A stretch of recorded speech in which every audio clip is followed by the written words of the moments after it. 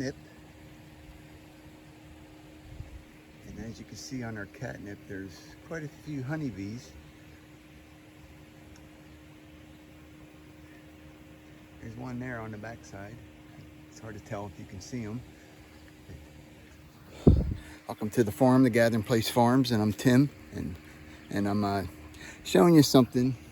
This is our catnip, and the catnip in this plant right here is called motherwort. This one doesn't have any flowers, but I'm going to show you some that has flowers on it. As we move, this is motherwort. There's a little bit of flowers. Here's our elderberry patch. There's a little bit of catnip over here. And we have motherwort here. It sort of volunteers all over the place. Every year we have a different spot. Let's see if I can. There's a lot of flowers here. It might be a little late in the day. There's a honeybee. If you can see right on that side, it's going the opposite. Let me see. It's not as active at the moment. There's some bumblebees. There's a honeybee right there. There's another couple right here. And I'm showing you these. These are two plants that are helping our honeybees in the summertime. There's a big Dearth. Here's, I think, is hyssop. And we got one. We had some Tulsi over here. We got a lot of different flowers. We got a bunch of black-eyed Susans, but they really don't attract the honeybees.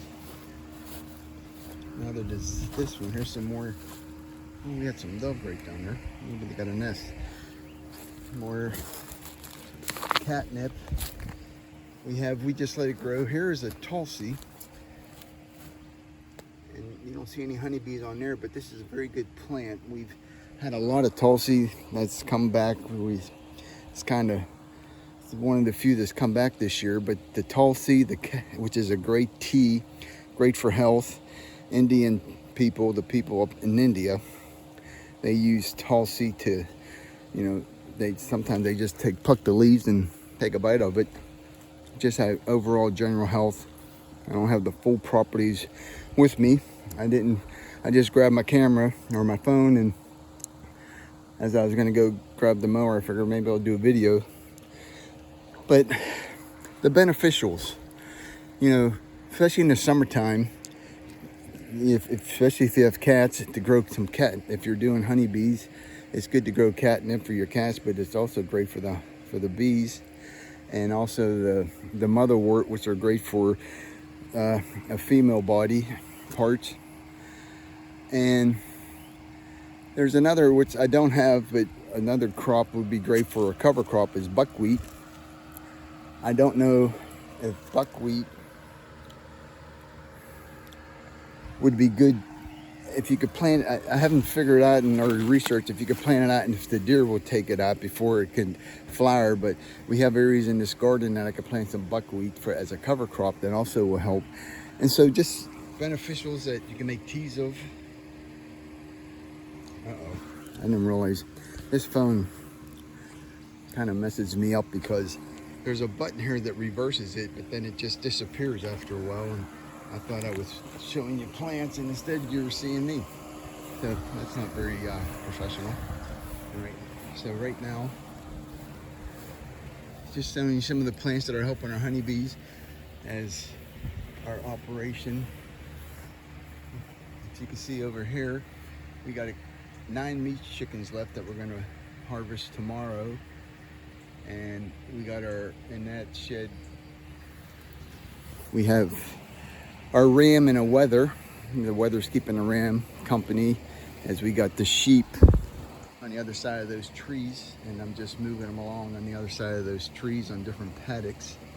And I'll do a video because we had a hurt baby lamb, and it actually got worse. We were treating it with our comfrey salve, our pain salve, and then it kind of got worse. We think the dog, the Great Pyrenees we have, he's a little young and playful, and I'm not sure what happened, but he ended up, both legs ended up, the next afternoon when I looked upon him, both legs were hurt, and it was like he did new injuries. So I'm not sure what happened, so we had to separate him.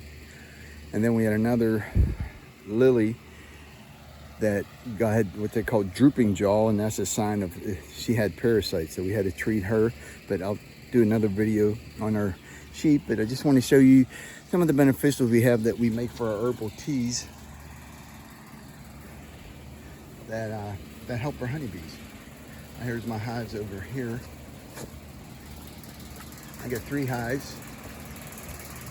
I was able to split one of them.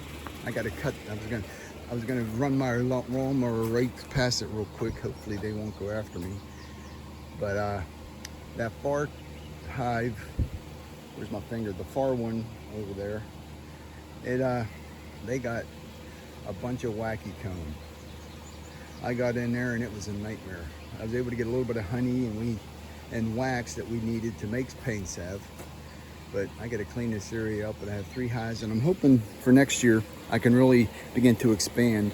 I've had swarm traps, but it seemed like the population around this area has gone down over the last couple of years, and I'm trying to build it back up. But anyways, that's some quick things to plant some flowering herbs that would help the bees if you have honeybees.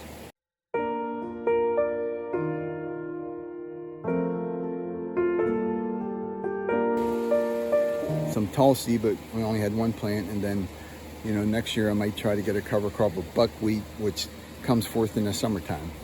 And then I like to feed the seeds of the buckwheat to our chickens, and so I'm doing some things with our chickens that I'll show, giving them our Italian mix, basil, oregano, and thyme mixed in right now with their feed to help their immune system and egg laying productions. But once again, I'll deal with the chickens and the sheep on a different video of some herbal stuff to help them do better, like and cut back on feed and to help their immune systems and their digestion, and with the layers to even lay more. But I just wanted to give that quick little video. I appreciate you guys. Thank you. Have a blessed and wonderful day.